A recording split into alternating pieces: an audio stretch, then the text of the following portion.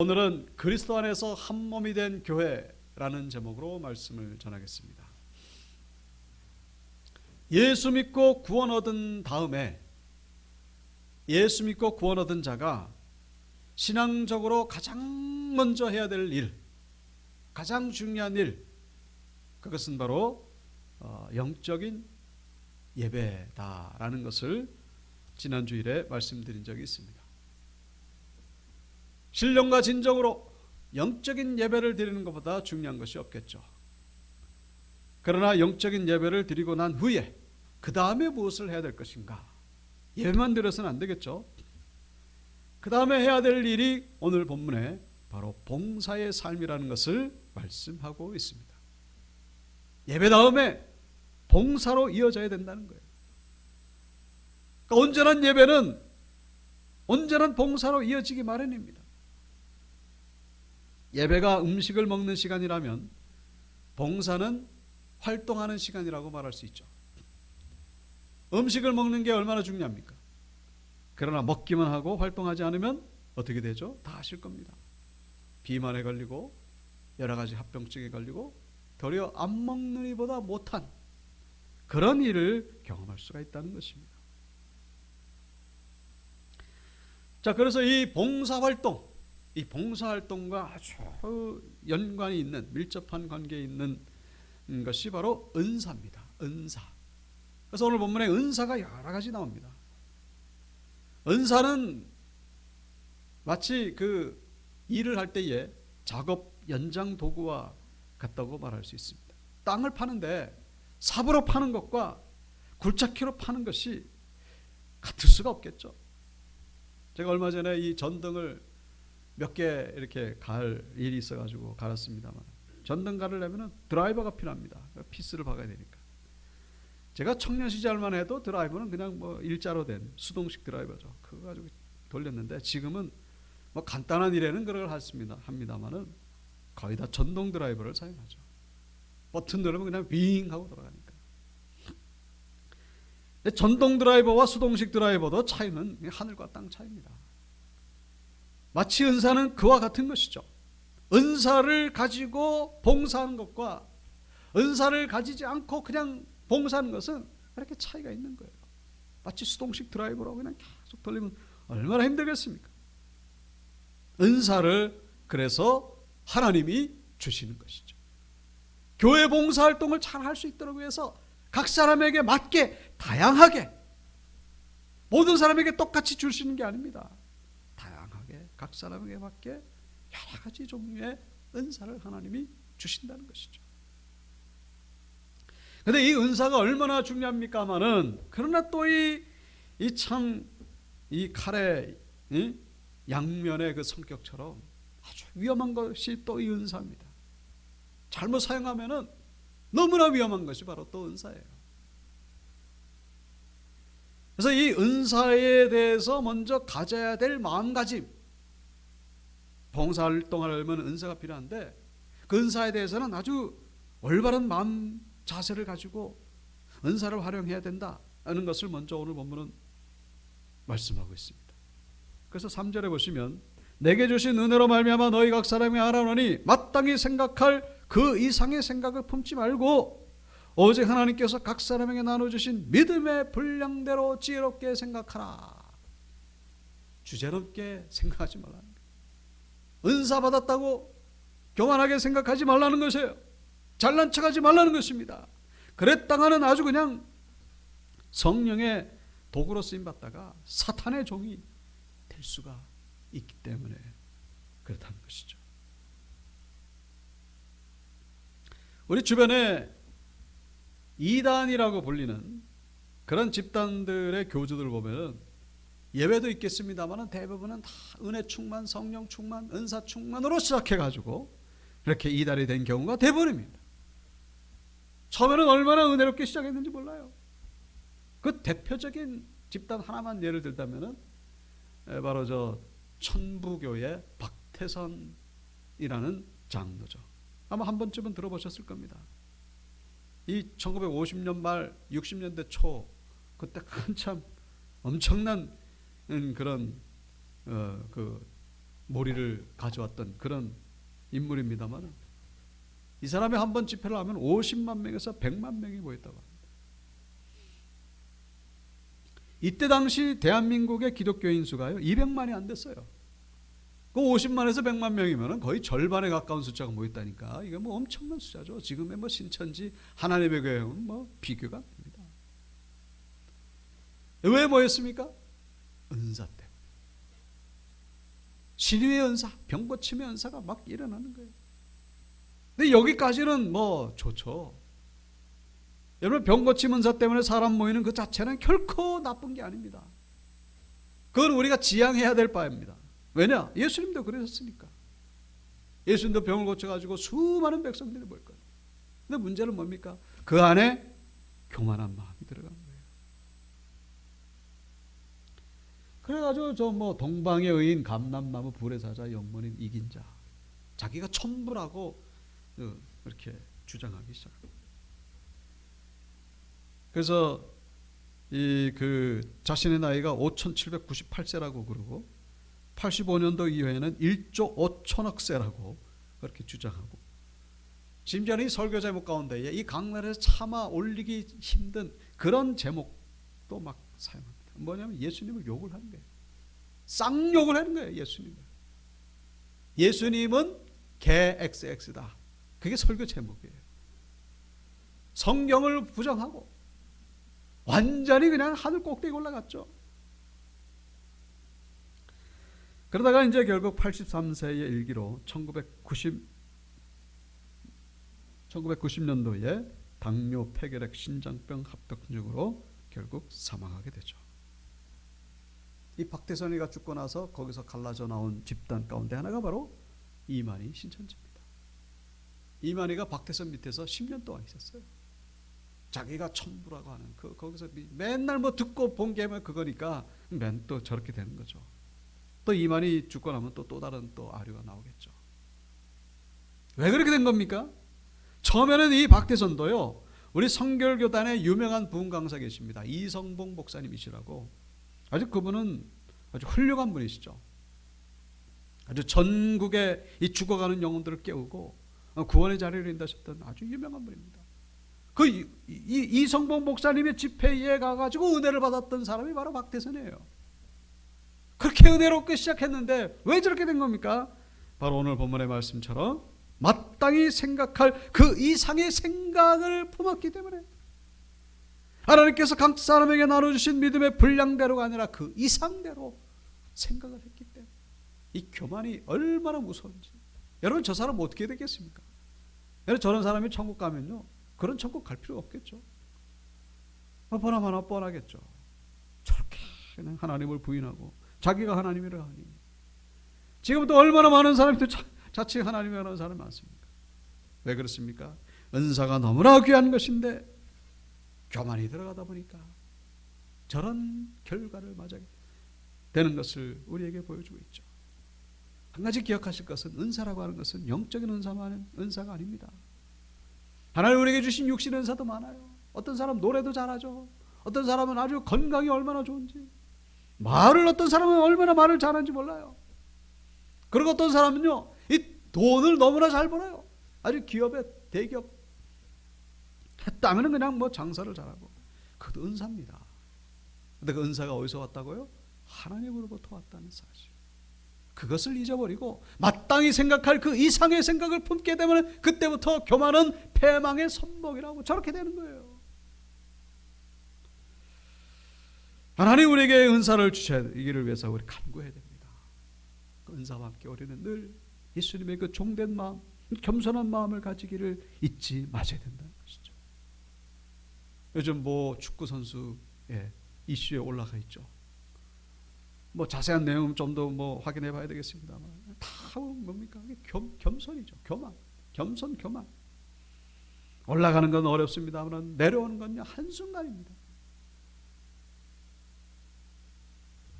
우리 온유교회 성도님들은 주님이 주신 이 믿음의 분량대로 겸손한 마음으로 이 주님의 몸된 교회를 세워가시는 그 지혜로운 성도님들 다 되시길 주 이름으로 축복합니다. 은사에 대해서 가져야 될 첫 번째 마음. 두 번째는 뭡니까? 4절에 나오죠. 우리가 한 몸에 같은 지체를 가졌으나 모든 지체가 같은 기능을 가진 것이 아니니 이와 같이 우리 많은 사람이 그리스도 안에서 한 몸이 되어 서로 지체가 되었느니라. 우리는 지체라는 사실을 잊지 마세요. 우리 지체가 아니라 자꾸 머리가 되려고 하는, 우리 온율교회는 그런 분들은 안 계십니다만, 어떤 교회는요, 우리는 분명히 지체라고 했는데 자기가 머리인 것처럼, 아주 자기가 그 교회의 중심인 것처럼, 그런 분들이, 그런 교회가 얼마나 많은지 몰라요. 자기가 제일 잘났다라고 생각하는, 우리는 같은 많은 지체 중에 하나임을 잊어서는 안 됩니다. 고린도전서 12장 12절에 그런 말씀하고 있죠. 몸은 하나인데 많은 지체가 있고 몸의 지체가 많으나 한 몸인가 같이 그리스도도 그러하니라. 몸은 한 지체뿐만 아니라 여럿이니 만일 온몸이 눈이면 듣는 것이 어디며 온몸이 듣는 것이면 냄새 맡는 것은 어디냐. 눈이 중요하죠. 그래 전부 다 눈으로만, 몸이 눈으로만 채워지면 어떻게 걸어 다니고 어떻게 손을 짚고 자고 어떻게 또 냄새를 맡고 먹을 수 있겠냐. 눈이 중요하지만 눈만 강조하면 안 된다는 거예요. 귀도 중요하지만 귀만 강조하면 안 된다는 거예요. 모든 것들이 합력하여 조화롭게 선을 이룰 때에 건강한 몸이 될 수가 있고 건강한 인생이 될 수 있고, 그 몸이 바로 예수 그리스도의 몸이고 그 몸이 바로 교회라는 사실, 우리 유기체 가운데의 일부분임을 잊어서는 안 됩니다. 내가 무엇을 다 할 수 있고 내가 없으면 하나도 안 된다, 그런 생각은 우리는 버리셔야 돼요. 앞서 말씀드린 그 축구 뭐 다 뉴스 보셨죠? 아주 그냥 뭐 국내뿐만 아니라 국제적으로 지금 막 떠들썩하고 있습니다. 그 요르단전에서 왜 그렇게 졸전을 했는가 봤더니 그런 선수들 간에 그런 분열이 있고 갈등이 있고 다툼이 있었던 거예요. 여러분, 우리 교회는 마치 이 스포츠로 따지면 축구 경기와 같은 거예요. 탁구가 아닙니다. 탁구는 그냥 개인 플레이잖아요. 개인만 잘하면 되는 거예요. 근데 축구는 개인만 잘해서 되는 게 아닙니다. 이게 조직력, 화합, 단결하고 조화롭게 해나갈 때에 비로소 성적을 내는 것이고, 우리 교회 나와가지고 나만 잘하고 내만 하나님 앞에 기도받고 응답받고 그런 생각을 좀 내려놓으시고, 우리는 그리스도의 몸의 일부분임을 잊어서는 안 됩니다. 다른 지체가 아프면요, 우리 몸이 그렇잖아요. 오른손이 아프면 온몸이 아픕니다. 귀가 하나만 잘 안 들려도요, 온몸이 불편합니다. 왼쪽 귀만 잘 들린다 그래가지고 그 몸이 건강한 게 아닙니다. 그게 바로 몸이죠. 우리 성도님들은 그리스도의 몸에 붙어있는 지체임을 잊어서는 안 돼요. 그래서 저쪽 지체도 온전해져야 나도 온전해질 수가 있는 겁니다. 그런 마인드, 그런 신앙을 가지고 우리는 교회를 세워가야 되는 것이죠. 그렇게 교회를 세워갈 때에 그래야 내가 복을 받는 것이고 그래야 내가 은혜를 받는다, 이 생각을 잊어버리면 안 된다는 것입니다. 축구와 같은 거예요. 함께 가는 것입니다. 그래서 주님의 은혜 가운데에 하나됨으로써 합력하여 선을 이루어 가시는 우리 온유교회 성도님들 다 되시기를 주의 이름으로 축원드립니다. 은사에 대해서 교만하지 말라는 거예요. 그리고 우리 모두가 다 지체라는 사실입니다. 오늘 본문 6절부터 이 구체적으로 은사에 대해서 말씀하고 있죠. 우리에게 주신 은혜대로 받은 은사가 각각 다르니 혹 예언이면 믿음의 분수대로 행하라. 가장 먼저 나온 은사가 바로 예언입니다. 이 예언은 결국 말씀의 은사예요. 가장 중요하니까 가장 먼저 나오겠죠. 왜 말씀의 은사가 가장 먼저 나오겠습니까? 이 말이라고 하는 것이 얼마나 중요한지 모릅니다. 핵무기의 위력이 대단합니다만 핵무기보다 더 강력한 파급력이 있는 것이 바로 말이죠. 세계 전쟁도 결국 말 때문에 일어나는 거거든요. 말, 사상, 잘못된 사상, 잘못된 언어, 그 결과는요 끔찍합니다. 공산주의 사상으로 인해 가지고 수천만 명이 숙청당했잖아요. 그 역사적으로 너무나 잘 알려진 사실이죠. 수천만 명이 죽었어요. 중국에서 소련에서. 왜요? 그 말 사상 때문에. 무슬림의 자살폭탄 테러가 계속 일어나고 있습니다. 잘못된 신앙, 잘못된 사상, 잘못된 말. 이단을 왜 경계해야 됩니까? 사회를 파괴하고 가정을 파괴하기 때문에. 멀쩡하게 잘 다니던 학교를 그만두고 직장을 그만두고 심지어는 군대에서도 탈행을 합니다. 그 잘못된 그 신앙, 잘못된 성경 지식이 들어가니까 사람이 그렇게 그냥 완전히 이상한 사람이 돼버리는 거예요. 그 말. 그런데 말씀에 이 말을 어떻게 하라고요? 믿음의 분수대로. 예언을 믿음의 분수대로 하라. 이 무슨 얘기입니까? 믿음이라고 하는 것은 하나님이 주시는 거예요. 하나님이 주시는 마음이죠. 하나님이 주시는 마음이 아니라 자기의 감정, 자기의 생각, 자기의 기호, 자기의 느낌, 거기다 그냥 자기 생각을 집어넣으니까. 우리 교회에서도 이 말이 얼마나 중요한지 모릅니다. 말 때문에 시험당하고, 말 때문에 분열당하고, 말 때문에 상처를 받고. 왜 그렇죠? 그 하나님의 마음이 아니라 자꾸 인간의 생각이 들어가서 그렇습니다. 말이 많고 적고, 물론 적으면 더 좋죠. 그래서 중요한 것은 하나님의 마음으로 우리는 말하기를 힘써야 됩니다. 믿음의 분수대로. 말할 때는 말을 해야죠. 침묵이 금이라고 그러는데 항상 가만히 있으면 됩니까? 말하는 거는 중요합니다만은 진짜 중요한 건 하나님의 마음으로 해야 된다는 것입니다. 그렇지 않으면 여기서 터지고 저기서 터지고 사건이 일어나는 거예요. 고린도전서 14장 29절에 보면은 예언하면은 세상 말로 장땡이 아니고 둘이나 셋이나 말하고 다른 이들은 분별할 것이라. 그 말씀이 정말 하나님의 말씀인지를 분별하라는 거예요. 말씀 잘하면 그걸로 끝나는 게 아니고 진짜 하나님의 말씀 분별하기를 힘쓰라.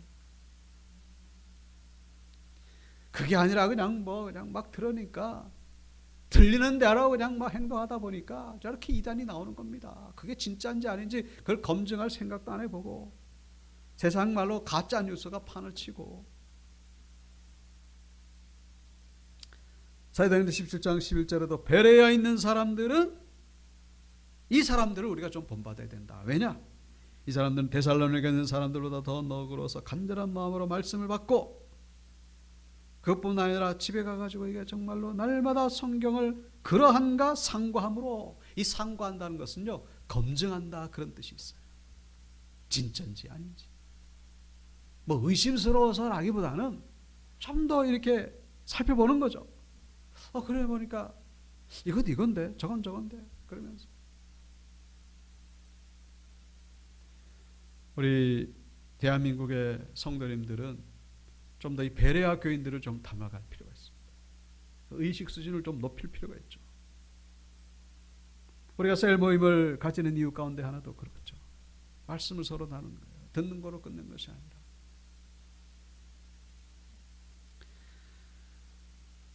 그래서 우리 온유교회 성도님들은 이 말씀을 잘 전하시고 또 이 언어 생활도 은혜의 말, 하나님의 마음을 담은 말, 감사의 말로써 이 아름다운 교회를 세워가시는 성도님들 다 되시기를 주의 이름으로 축복합니다.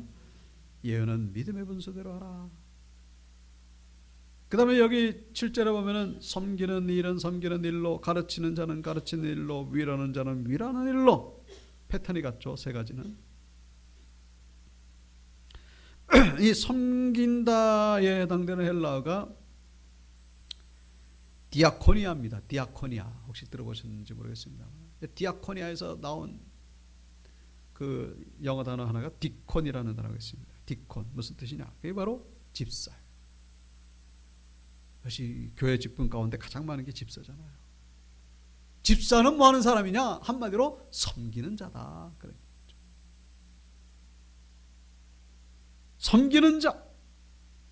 섬기는 자는 섬기는 일에 아주 최선을 다하라. 그런 얘기죠. 가르치는 자 뭡니까? 교사죠. 위로하는 자,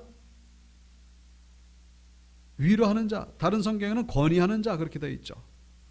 이 권위하는 자가 위로하는 자에서 나온 직분이 바로 권사입니다. 권사님은 뭐 하는 자냐? 위로하는 자예요.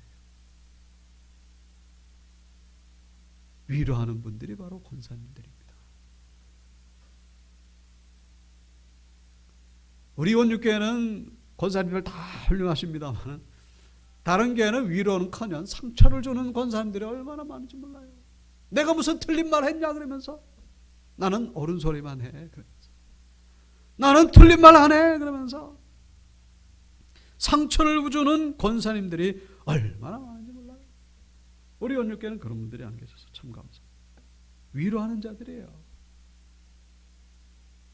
특별히 위로하다에 해당되는 헬라어가 파라클레오. 우리 지난 주일에 한번 살펴봤던 단어입니다. 파라클레오. 이게 12장 1절에 나오는 내가 모든 자비하심으로 너희를 권하노니, 이 권하노니 파라클레오. 파라클레오가 무슨 뜻이라고 말씀드렸냐면은 그 나병 환자가 자기 병 고쳐달라고 예수님께 나와가지고 부르짖을 때 그 부르짖을 때가 바로 파라클레오예요. 해당장 야이로가 죽어가는 자기 딸 살려달라고 예수님께 나와가지고 부르짖다 그 부르짖다가 바로 파라클레오. 권사님들이 하시는 일이 뭐냐? 위로하는 일. 그 다음에 두 번째가 뭡니까? 부르짖는 것. 얼마나 귀한 직분입니까? 위로하는 거 진짜 아름다운 일이죠. 절망에 빠지고 마음이 상해가지고 죽어가는 영혼들을 위로할 때 다시 살아나는 거예요. 얼마나 귀한 사역입니까? 우리 원육교 권사님들 다 이런 직분자들 되시길 주의 이름으로 축복합니다. 위로하는 자들. 또 한 가지는요, 부르짖는 거예요. 파라클레오, 살려주시옵소서. 하나님이 안 도와주시면 우리는 죽습니다. 간절히 부르십니다. 그 일을 감당했으니, 그러니까 이 섬기는 집사 직분도 귀합니다만 이 권사님 직분이 얼마나 귀한지 알 수가 있죠. 교사, 가르치는 자, 교사, 집사, 권사 얼마나 중요한지 모릅니다.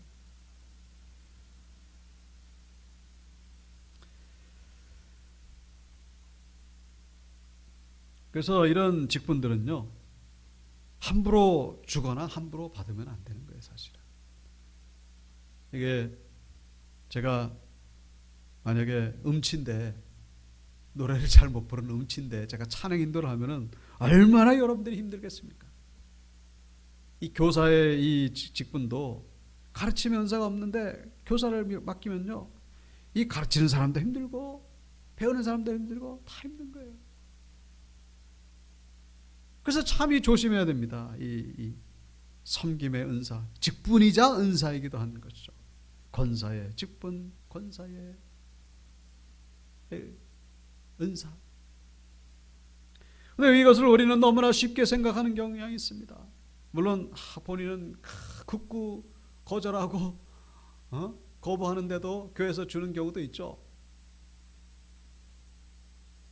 사실 그거는 조금 지양을 해야 됩니다만은 이제 교회에서 생각할 때는 어느 정도 이분은 약간의 그 거룩한 짐이죠. 거룩한 부담.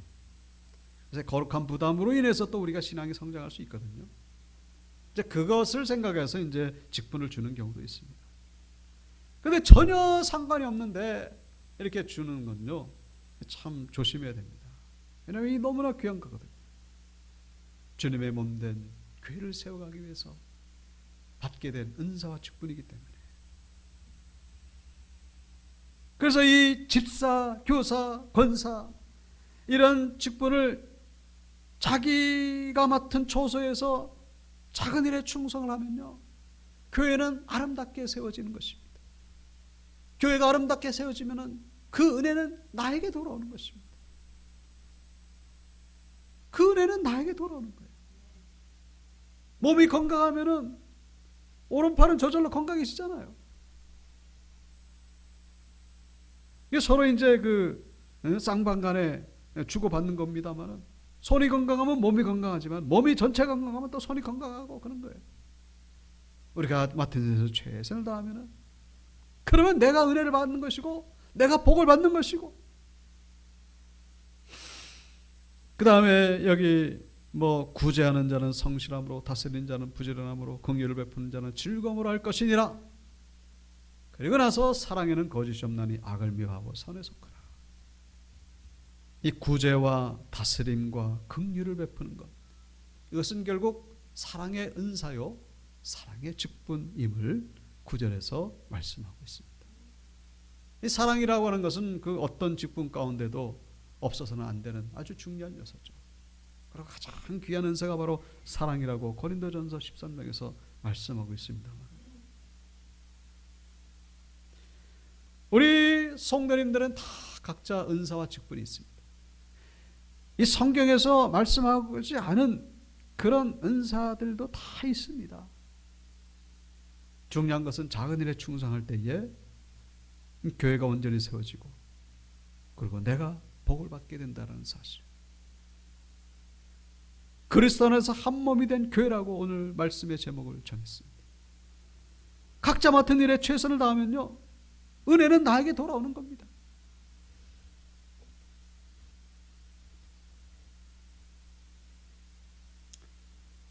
디모데전서 3장 12절에는 집사에 해당되는 단어가 바로 디아코노스죠. 1939년 독일의 그 히틀러가 폴란드를 침공하면서 2차 세계대전이 시작됩니다.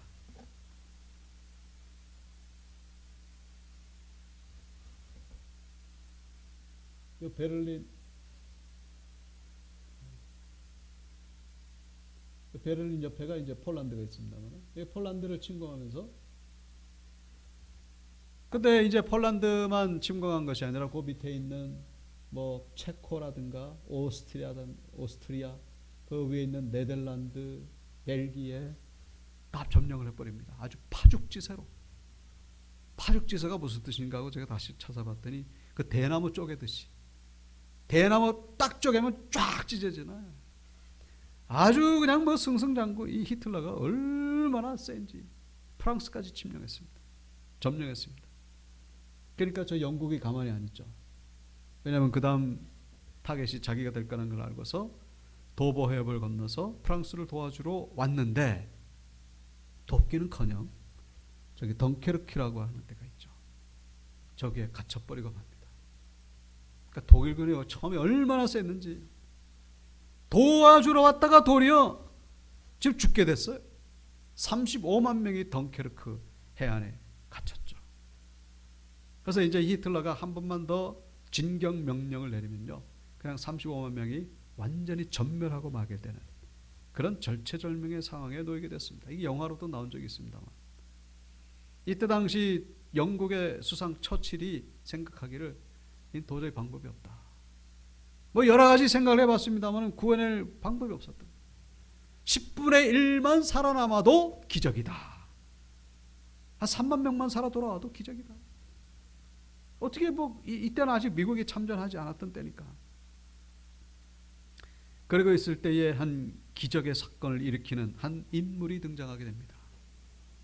그 사람이 누구냐면은 여러분들 오른쪽 하단에 있는 이 조지 6세, 영국의 국왕입니다.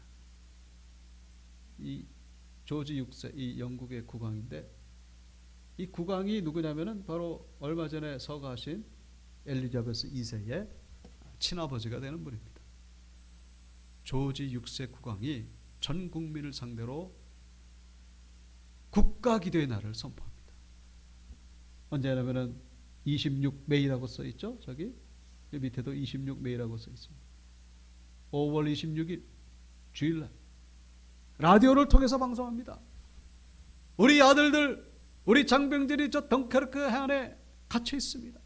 온 국민들은 우리 아들들이 무사히 돌아올 수 있기를 위해서 기도에 참여해 주시길 바랍니다. 그때 영국 국민들이 전부 다 그냥 뭐 기다렸다는 듯이, 그래가지고 특별히 런던에 있는 시민들은 웨스트민스터 대성당으로 모여들기 시작합니다. 그때 모여든 장면을 찍은 사진이죠. 이게. 처칠도 지금 웨스트민스터 성당으로 지금 들어가고 있는 그런 장면. 이거는 동영상을 캡처한 거고 신문에 나온 이 사진. 그때가 바로 5월 26일이었죠. 주일이었습니다. 근데 놀라운 것은 참나 기도의 응답이죠. 이게 히틀러가 진격 명령을 멈추라고 명령을 내립니다. 근데 이것은 아직까지도 미스테리로 내려져 있다고 합니다. 왜 히틀러가 멈추라고 했는지. 여러 가지 얘기가 분분합니다만 정답이 없어요. 만약에 히틀러가 멈추라는 명령만 안 내렸으면요, 그냥 전멸해요. 그냥 뭐 파죽지사로 더 그냥 영국도 먹는 거고. 멈췄어요. 그러다가 악천후가 막 시작되게 하는 바람에 그 독일의 비행단이 루프트와페라고 하는 그 비행단이 있는데 악천후 때문에 뜨질 못해요. 덩케르크 완전히 공습으로 폭격을 시키려고 했는데 비행기가 못 뜨니까 탈출할 기회를 벌게 된 거죠. 놀랍게도 화요일이 되니까 저 도보 해협, 영국으로 건너가는 저 바다는요 완전히 거짓말처럼 잔잔해집니다. 그 틈을 타가지고, 그리고 놀랍게도 이 민간인 선박 800대가 여기저기서 막 몰려오기 시작합니다. 와, 지금 35만 명이 그냥 한 사람도 다치지 않고 무사히 성공적으로 영국으로 귀환할 수가 있었죠. 그래서 4년 뒤에 1944년에 그 유명한 노르망디 상륙작전이 성공하고 그 다음에 독일이 45년대에 패망하게 된 것을 역사를 통해서 우리가 볼 수가 있죠. 여러분, 이것을 우연이라고 생각하십니까? 물론 위스턴 처칠도 위대하고 국민들도 위대합니다만 그 위에 바로 조지 왕, 여러분 저 조지 6세 저 사람에 대한 또 영화도 있더라고요. 보니까 저 사람의 별명이요 말더듬이에요. 마이크만 잡으면 더더더더 말을 못해요. 자기가 왕이 된 거에 대해서 아주 그냥 두려워가지고 왕이 안 되려고, 원래 형이 왕이었는데 형도 그냥 왕이 안 하는 바람에 자기가 왕이 된 거예요. 그런데 저런 위대한 일을 남긴 거예요. 기도 선포를 하지 않았더라면 어떻게 됐을지 아주 아찔했던 그런 순간이죠. 제가 뭘 말씀드립니까? 이 손발이 맞는 거예요. 손발이. 왕이 기도의 선포를 내렸더니 백성들이 그냥 일치단결을 해가지고 기도의 자리로 모여들기 시작한 거예요. 그리고 이 민간인 선박을 가진 사람들은 그냥 자기의 목숨을 걸고 여기저기서 모여가지고 아주 아름답게 이 덩케르크 작전을 성공적으로 수행한 것을 우리에게 보여주고 있죠. 결국 그래서 승리를 향한 첫걸음을 뗀 것을 우리에게 보여주고 있습니다. 사랑하는 성도 여러분, 우리 온유교회 가운데 이런 기적의 역사가 일어나게 될 주 이름으로 축복합니다. 이 독일군처럼 우리를 에워싸는 사탄 흑암의 세력이 있다 할지라도, 우리가 지금 덩케르크 해안에 갇혀 있는 것처럼 보인다 할지라도 우리는 돌파구가 있는 거예요. 함께 모여서 기도하고, 함께 모여서 서로 사랑하고, 함께 모여서 봉사하고 십자가를 지니는 가운데에 하나님의 역사가 일어나게 되는 것입니다.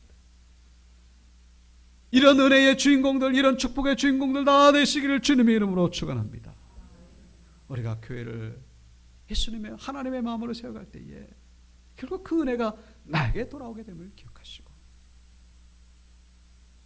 그리스도 안에서 한몸된 온유교회를 세워가시는 우리 온유교회 원석들 다 되시기를 주 이름으로 축원합니다.